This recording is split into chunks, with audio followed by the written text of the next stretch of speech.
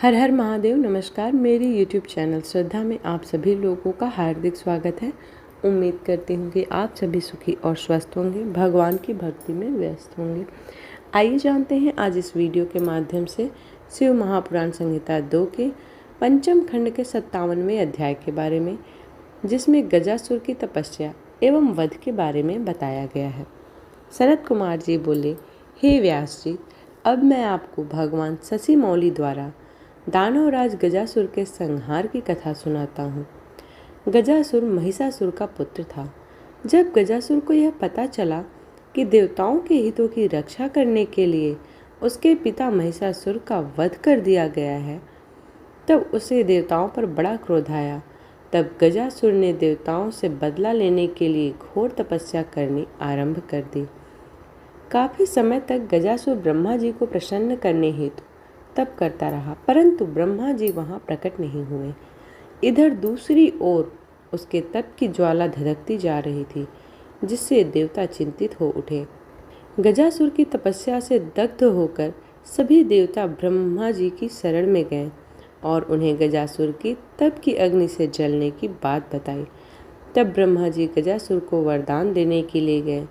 गजासुर ने ब्रह्मा जी की स्तुति कर उनसे महाबली और अजेय होने का वरदान प्राप्त किया। तत्पश्चात ब्रह्मा जी उसे वर देकर वहां से अंतर्ध्यान हो गए। ब्रह्मा जी से अपना मनचाहा वरदान पाकर गजासुर प्रसन्नतापूर्वक अपने स्थान को आ गया। वरदान पाकर वह गर्वित महसूस कर रहा था। उसने चारों दिशाओं में अपने राज्य का विस्तार करना आरंभ कर दिया। उसने तीनों लोकों सहित देवता, असुरों, मनुष्य और इंद्र आदि तथा सब गंधर्वों को जीतकर उनके तेज का हरण कर लिया। उसने सभी को बहुत परेशान किया। पृथ्वी पर रहने वाले सभी ऋषि मुनियों, तपस्वियों, साधु संतों और ब्राह्मणों को गजासुर दुख देने लगा तथा उनके कार्यों में बाधा डालने लगा। इस प्रकार गजासुर अपना राज्य फैलाता जा रहा था। एक बार वह भगवान शिव की प्रिय नगरी काशी में जाकर वहां सबको सताने लगा। सब देवता मिलकर भगवान शिव के पास गए और उनसे हाथ जोड़कर प्रार्थना करने लगे, हे भक्त वत्सल, हे कृपा निधान, उस गजासुर नामक दैत्य से हमारी रक्षा करे। देवताओं की प्रार्थना मानकर भगवान शिव सबकी रक्षार्थ हेतु अपना त्रिशूल लेकर गजासुर का वध करने के लिए पहुंचे। तब भगवान शिव और दैत्यराज गजासुर में बड़ा भयानक युद्ध हुआ। वह तलवार लेकर शिव जी पर झपटा। शिव जी त्रिशूल द्वारा उस पर प्रहार करने लगे। अंत में देवादिदेव भगवान शिव ने त्रिशूल का वार किया और उसे त्रिशूल के सहारे ऊपर उठा लिया। इस प्रकार जब त्रिशूल ने उसके शरीर को भेद दिया, अब अपना अंतिम समय निकट जानकर दैत्यराज गजासुर भगवान शिव की आराधना करने लगा और शिव जी को प्रसन्न करने हेतु उनकी स्तुति करने लगा। गजासुर बोला, हे महादेव, हे कल्याणकारी, हे भक्त वत्सल, आप तो सबके ईश्वर हैं, देवों के देव महादेव हैं। आप सदा अपने भक्तों की रक्षा करते हैं और सदा भक्तों के अधीन रहते हैं। आप सबका कल्याण करने वाले तथा सबके कष्टों का निवारण करने वाले हैं। आप निर्गुण निराकार हैं। सब शरणागतों की रक्षा कर आप उनकी इच्छाओं की पूरक करते हैं। ऐसे देवादिदेव भगवान शिव को मैं प्रणाम करता हूँ।